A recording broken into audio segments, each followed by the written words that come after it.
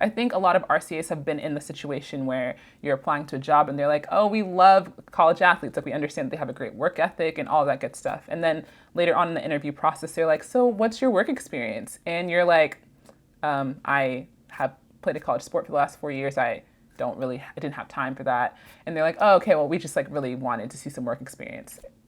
So frustrating. Hi everyone, I'm Sydney Mary, and this is Retired College Athletes, a platform designed to inspire and inform current and former athletes using stories and advice from retired college athletes. Today we're talking about 4 things I think colleges should put into play to help their college athletes transition well into life after sport. So let's go ahead and hop into today's video. Okay, so it's not a surprise that the transition out of sport for athletes can be a tough one. With only 2% going pro, the other 98% have to be ready to do something else professionally with their life that maybe does not involve sports. With that said, I think there are things that colleges can do to make this transition a lot easier for their athletes. And this is not to say that what I'm going to mention does not apply to regular students. It definitely does, but I think for athletes, as you are giving a lot of your time and energy to the university to perform for them, I think that there are some things that they can do in return to help this transition out to be better for you. So if you are a current athlete, then hopefully this advice is helpful. Take what you can. And if you're a retired college athlete, I understand that you are already in your transition out. Some of these things might not apply, but take what you can and hopefully you find it helpful. So let's go ahead and hop in. The first thing that I wish they did was make internships mandatory. And I think that, regular college students have more time to do internships, but student athletes don't necessarily have that. So making it accessible to them is really important. I think that in the day and age that we live in, remote internships are definitely a thing. And I think that that's something that should be required. Also, internships don't have to be super involved. I think that sometimes when you think of them, it's like you're working 40 hours a week in an office or something like that. But in reality, it doesn't have to be like that. You just need to be working with somebody or for somebody, doing some work that can be translated into a resume for skills, and in a job interview you can talk about it. Also, it doesn't have to be directly applicable to the job that you are going to be going after later. I think just getting experience is super important, and you along the way get references, you network, and that is really helpful. I think a lot of RCAs have been in the situation where you're applying to a job and they're like, oh, we love college athletes. Like, we understand they have a great work ethic and all that good stuff. And then later on in the interview process, they're like, so what's your work experience? And you're like, I have played a college sport for the last 4 years. I didn't have time for that. And they're like, oh, okay, well, we just like really wanted to see some work experience.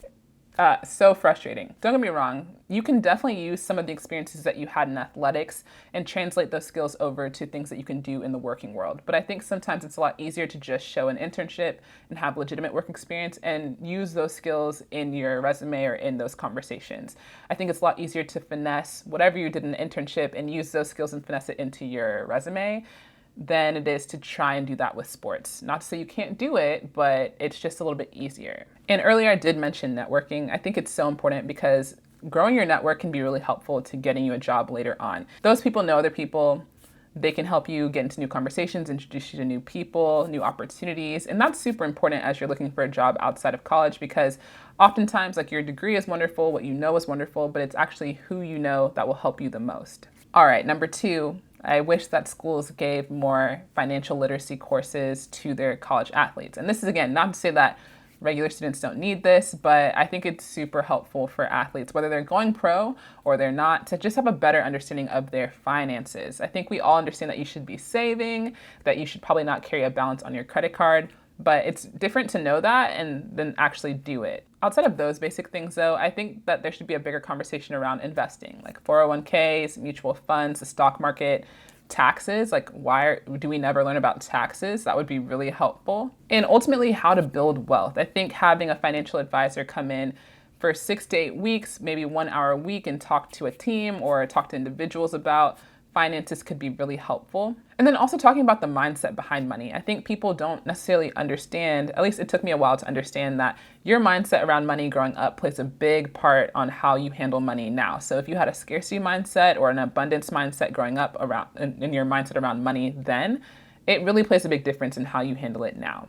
And so working through that, helping people understand just how money functions, what you can use it for, how it can help you build wealth, and what building wealth actually means versus what we might think it means. I think that's super helpful, because if you're anything like I was in college or my teammates, your per diem is probably going towards food, like a Chipotle burrito here and there, and then your closet, like your shoes, your clothes. And that's so normal. Like, I think it's interesting. We kind of get on athletes about how they spend their money, but what are normal college students spending their money on? Probably the same thing. So that's completely normal. But in the long run, you'll definitely want to be able to build wealth. You won't want to be spending your money on things that you might not want to be spending your money on things that don't help you build wealth. The third thing is career planning. And it's interesting. This one's track with me here. It's a little different, but I understand that when you're graduating college, you still may or may not know what you want to do. And I know when I graduated college, I thought I'd be doing something different than what I'm doing now. So I'm not saying like a set in stone 5-year plan, like this is what I'm doing and 10 years from now I'm doing this. No. But I think it should be more so like, this is a general track that you can use to get to where you want to go. I think oftentimes when you're graduating from college, some of your friends may have these awesome high-paying jobs in awesome cities and you're just like not there yet. Or maybe that's not what you want to do. Maybe what you want to do is a little lower paying. Maybe what you want to do is a job that you can't actually get right now because you're not qualified or it doesn't exist. Things like that.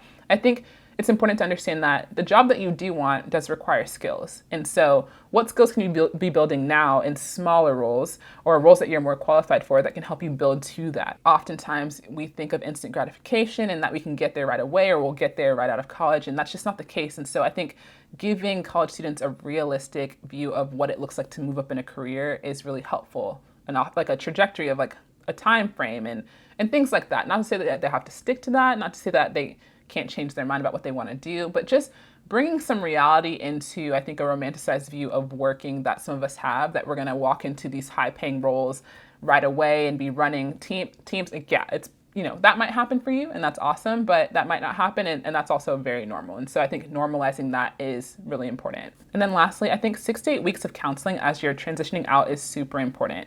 Again, this should be paid for by the university.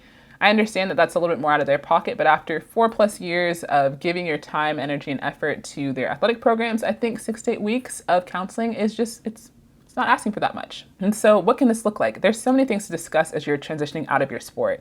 Maybe you are moving back home and you're not sure how that dynamic is going to go with your family. Maybe you're going to a new city and you're a little nervous because you are just, who's not nervous about going to a new city and having to start all over and build new friendships and things like that? Maybe you're feeling imposter syndrome around the role that you are going to be taking on after college.